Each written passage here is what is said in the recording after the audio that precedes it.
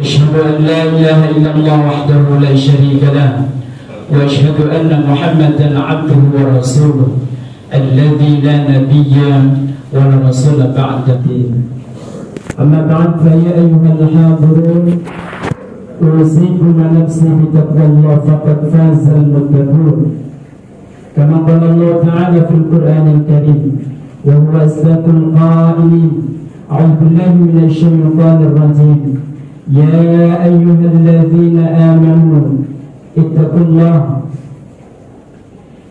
الله حق تقاته ولا تموتن إلا وأنتم مسلمون. Hadirin jamaah salat Jumat rahimakumullah. Alhamdulillah, puji dan syukur senantiasa kita panjatkan kehadirat ilahi Rabbi Allah Azza wa Jalla atas segala limpahan nikmatnya yang begitu banyak.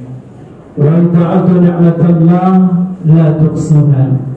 Dan apabila kalian menghitung-hitung nikmat Allah, niscaya kalian tidak akan bisa menghitungnya. Subhanallah. Terutama nikmat iman, nikmat Islam dan nikmat sehat wal afiat. Karena dengan nikmat-nikmat tersebut tatimmus shalihat, kebaikan-kebaikan, amal-amal saleh yang kita lakukan menjadi sempurna. Salawat dan salam semoga terlimpah curahkan kepada qudwatul ummah wa uswatun hasanah, panutan umat, suri tauladan yang terbaik, yaitu baginda Rasulullah Muhammad sallallahu alaihi wasallam beserta para keluarganya, para sahabatnya dan para umatnya sekalian. Hadirin jamaah salat Jumat rahimakumullah. Allah Subhanahu wa taala berfirman dalam surat Al-Ankabut ayat 2 sampai dengan ayat 3. A'udzubillahi minasyaitonir rajim. Ahasiban nasu an yutraku an yaqulu amanna wa hum la yuftanun. Wa laqad fatanna alladziina min qablihim fala ya'lamanna Allahu alladziina shadaqu wa la ya'lamanna al-kadhibin. Ahasiban nas, apakah manusia itu mengira bahwa mereka itu dibiarkan saja mengucapkan amanna, kami beriman kepadamu ya Allah, wa hum la yuftanun, sedang mereka belum difitnah oleh Allah, belum diuji oleh Allah Subhanahu wa ta'ala. Wa laqad fatanna alladziina min qablihim, dan sungguh kami telah menguji orang-orang sebelum kalian. Fala ya'lamanna Allahu alladziina shadaqu wa la ya'lamanna al-kadhibin, dan sungguh Allah akan mengetahui orang-orang yang shadaq, orang-orang yang benar di dalam imanannya kepada Allah, wa la ya'lamanna al-kadhibin, dan sungguh Allah akan mengetahui orang-orang yang kadzibin, bohong dalam imanannya kepada Allah Subhanahu wa ta'ala. Hadirin jamaah salat Jumat rahimakumullah.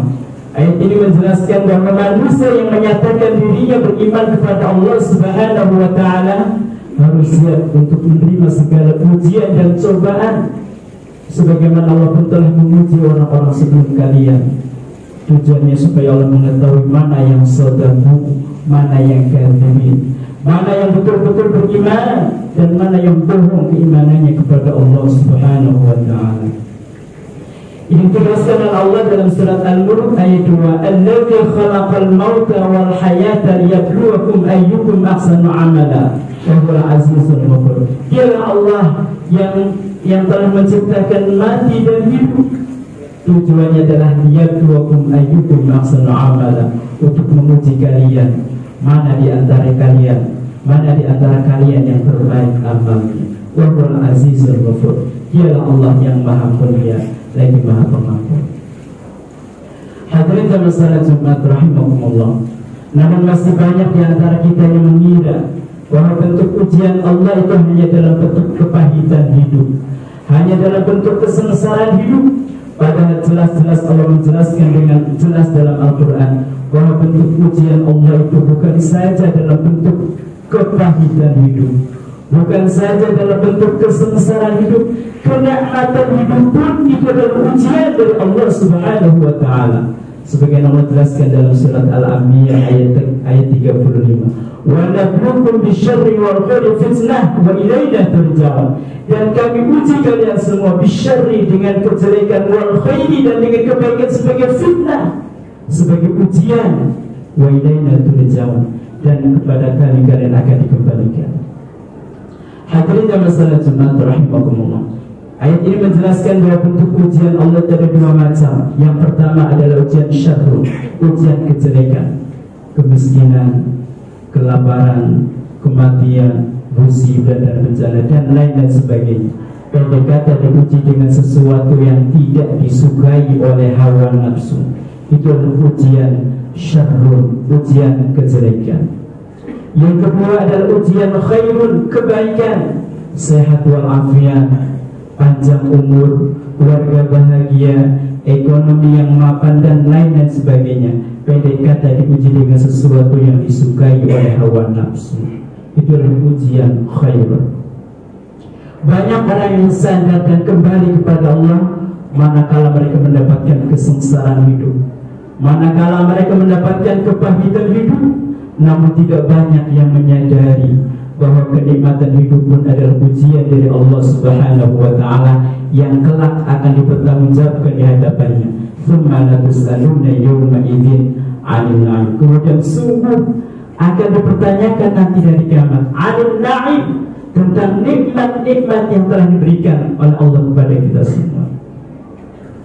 Hadirin dan masalah jemaat rahimakumullah. Bahkan Rasulullah dalam satu hadis yang diriwayatkan Imam Muslim dulu menyatakan, ajaban amrul mu'min, takjub terhadap perkara yang menimpa kepada orang-orang yang beriman. Inna amrahu kullahu lahu khair, karena sesungguhnya semuanya itu adalah kebaikan untuknya. Wa laysa dzalika li ahadin illa lil mu'min, dan itu hanya dimiliki oleh orang-orang yang beriman. Subhanallah. Rasul menyatakan takjub terhadap apa saja yang menimpa kepada orang yang beriman, karena semuanya itu adalah kebaikan untuknya.